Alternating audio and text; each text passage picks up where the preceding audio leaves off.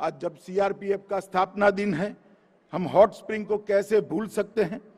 21 अक्टूबर 1959 को चीनियों ने जब हमला किया, सीआरपीएफ के कुछ जवान मामूली से शस्त्र बल के साथ अनुपात में बहुत कम संख्या के साथ भीड़ गए और देश की एक एक इंच जमीन के लिए वीरता से लड़कर अपने प्राणों का बलिदान दिया।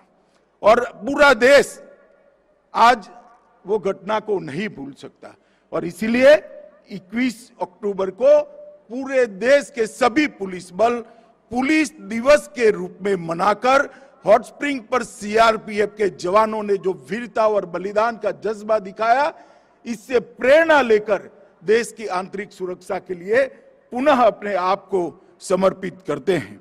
9 अप्रैल 1965 को सरदार पोस्ट पर कच्छ में जब पाक की इन्फेंट्री ब्रिगेड ने हमला कर दिया, तब भी सीआरपीएफ की जवान ही वहां मौजूद थे।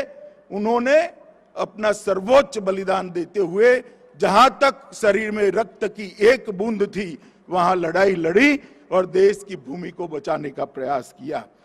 ये दोनों घटनाएं देश के इतिहास के, देश की सुरक्षा के अंदर सुवर्ण अक्षर से लिखित है और हमेशा सीआरपीएफ और पूरे देश को ये दोनों घटनाओं को पर गर्व होता है। इसीलिए 9 अप्रैल को हम शौर्य दिन के रूप में भी मनाते हैं।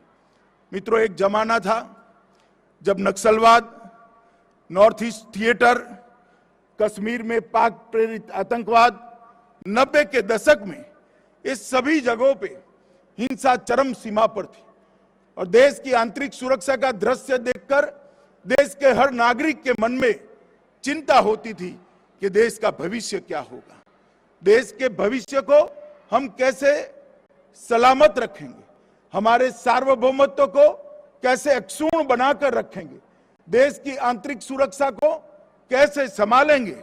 मगर कुछ ही सालों में 2 दशक के कम समय के अंदर सीआरपीएफ ने, चाहे नक्सलवाद का क्षेत्र हो, चाहे नॉर्थ ईस्ट हो, चाहे कश्मीर का थिएटर, सभी जगह पर अपनी दृढ़ इच्छा शक्ति का परिचय बताते हुए देश को छीन विशीन करने वाली शक्तियों को समाप्त करने के कगार पर आज सीआरपीएफ पहुंचा है।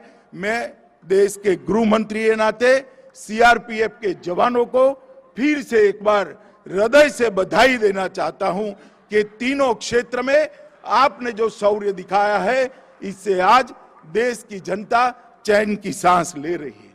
मित्रों, लोकतंत्र का उत्सव होता है चुनाव।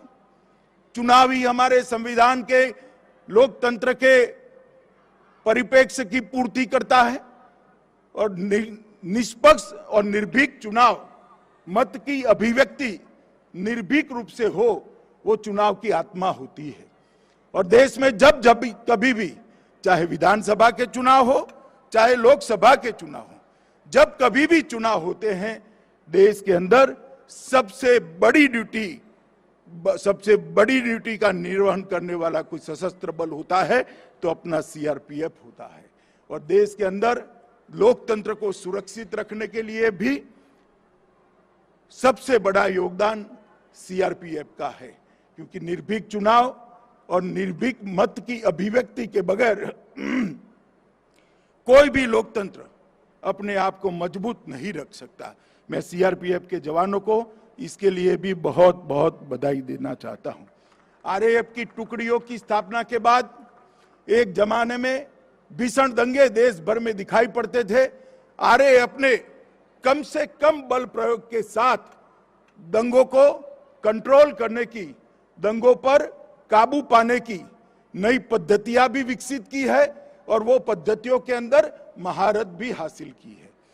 दृढ़ता इतनी ही है जितनी होनी चाहिए, मगर कम से कम बल प्रयोग के साथ दंगाइयों को एक प्रकार की नई कला से आरएएफ शांत करने में बहुत विश्वासपूर्ण तरीके से आज सफल हुआ है। और मैं देश के दंगों का इतिहास कोई भी देखेगा तो उसके 2 हिस्से जरूर दिखाई पड़ेंगे। आरएएफ की स्थापना के पहले के दंगे और आरएएफ की स्थापना के बाद के दंगे, मैं निश्चित रूप से कह सकता हूं कि आरएएफ की स्थापना के बाद देश में दंगों को बहुत कम करने में रैपिड एक्शन फोर्स को सफलता मिली है। और रैपिड एक्शन फोर्स ने इसके साथ साथ स्टेट की रिजर्व पुलिस को भी ट्रेन करने का एक अभियान चलाया। इससे एक वाक्यता के साथ रैपिड एक्शन फोर्स और स्टेट की रिजर्व पुलिस दोनों साथ में मिलकर काम करते हैं, इसके बहुत अच्छे परिणाम मिले।